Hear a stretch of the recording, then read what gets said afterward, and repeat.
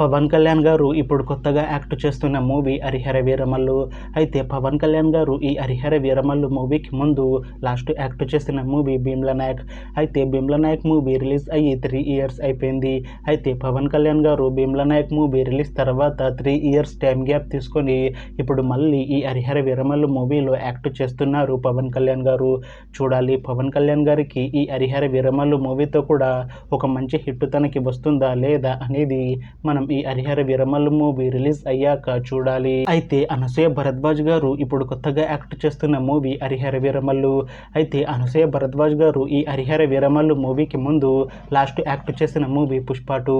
అయితే ఈ పుష్ప 2 మూవీ ఈ మధ్య రిలీజ్ అయింది. అయితే అనసూయ భరద్వాజ్ గారు పుష్ప 2 మూవీ రిలీజ్ తర్వాత కాస్త టైం గ్యాప్ తీసుకొని ఇప్పుడు మళ్ళీ ఈ హరిహర వీరమల్లు మూవీలో యాక్ట్ చేస్తున్నారు అనసూయ భరద్వాజ్ గారు.